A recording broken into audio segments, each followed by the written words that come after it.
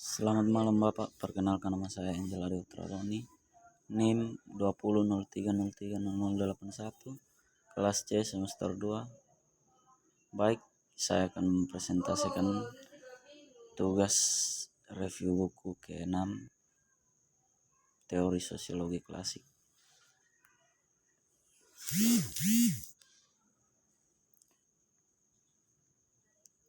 Konsepsi sejarah materialis Marx. Dengan teori sejarah materialis Marx, kita beralih dari penggambaran masyarakat pada satu titik waktu untuk analisis dinamika sosial zaman perubahan, dan sama seperti dia menyajikan konsepsi ekonomi masyarakat, demikian juga apakah dia memajukan interpretasi ekonomi dari sejarah. Sejarah tentang kemanusiaan bukanlah kisah tentang orang-orang hebat atau ide-ide hebat atau spektakuler peristiwa politik atau terungkapnya kesadaran manusia. Sebaliknya, ia menegaskan fokus dan teater sejati dari semua sejarah adalah kehidupan ekonomi, industri dan pertukaran, kepemilikan properti dan kekuatan produktif, perdagangan dan konsumsi, pembagian kerja dan perjuangan kelas. Materialisme praktis Marx dalam ideologi Jerman mengejek orang-orang yang membayangkan pembahasan terdiri dari tidak lebih tindakan mental, perubahan kesadaran belaka. Orang-orang dia mengingatkan kita tidak tertekan oleh konsepsi palsu tentang dunia, tetapi oleh dunia nyata yang ada itu sendiri. Secara historis diberikan ekonomi dan kondisi politik bertentangan dengan idealisme filsafat Jerman. Marx menyebut komunis seperti dirinya sebagai materialis praktis. Hasil dari materialis semacam itu adalah salah satu dari merevolusi dunia yang ada. Tidak hanya membebaskan orang dari ide-ide yang salah, tapi secara praktis memahami dan mengubah hal-hal yang ditemukan. Misi politik yang sebenarnya tidak begitu banyak untuk mengubah pemikiran yang akan datang dalam perjalanan perjuangan politik, melainkan untuk menghapuskan kondisi yang menindas dalam praktis objektif cara. Mode produksi kapitalis. Sedangkan perspektif materialisnya menawarkan pedoman untuk memahami sejarah kemanusiaan, minat utama Marx adalah dunia baru industri kapitalis. Sebagian besar tulisannya termasuk untuk analisis kritis dari cara produksi kapitalis.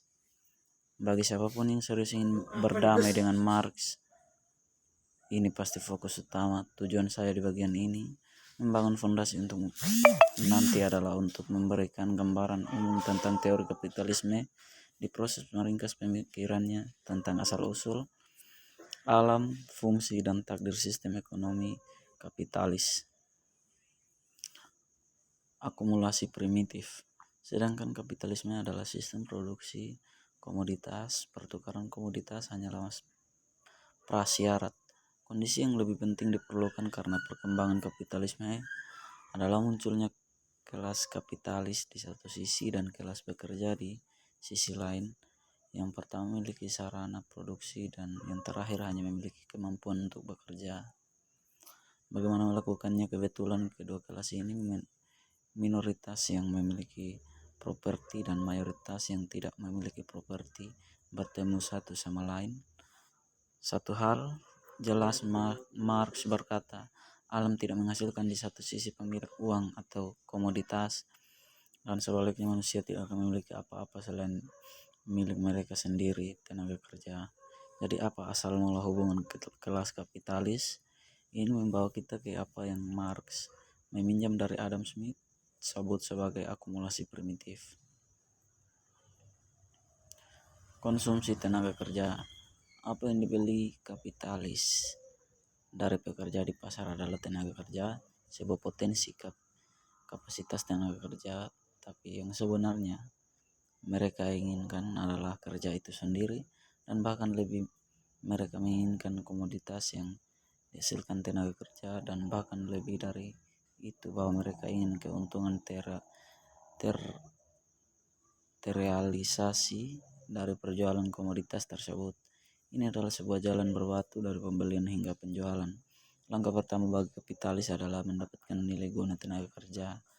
Mereka melakukan ini seperti kasus lainnya komoditas dengan mengonsumsinya, seperti pisang yang dikonsumsi dengan memakannya, jaket dengan memakainya, tenaga kerja dikonsumsi dengan cara memakainya.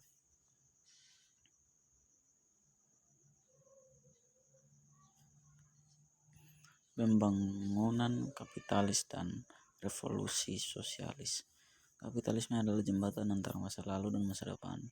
Itu mengakhiri dunia prakapitalis, mempercepat pertumbuhan industri modern dunia, dan itu membuka pintu ke dunia pasca kapitalis baru.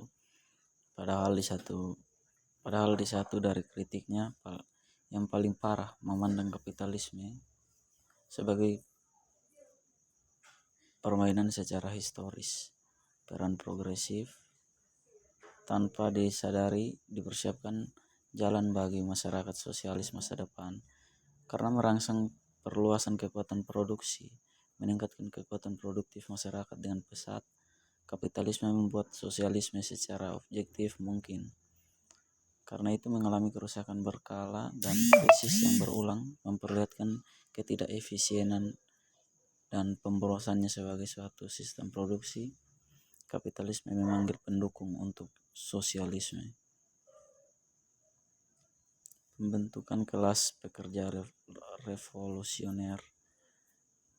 Ketika kapitalisme berkembang, industri skala besar muncul, kekuatan produksi tumbuh, dan alat-alat produksi semakin tersentralisasi.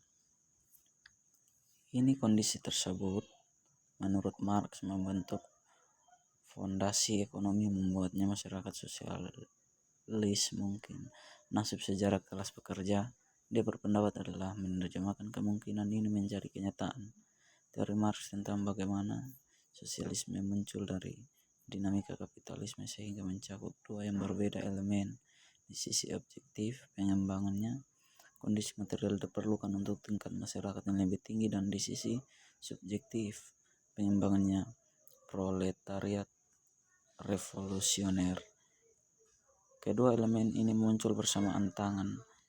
Marx berpendapat sebagai pertumbuhan kapitalisme industri itu sendiri meletakkan dasar untuk pembentukan proletariat yang sadar kelas dan untuk akhirnya pemberontakan kelas pekerja. Sekian dari saya, Bapak. Terima kasih.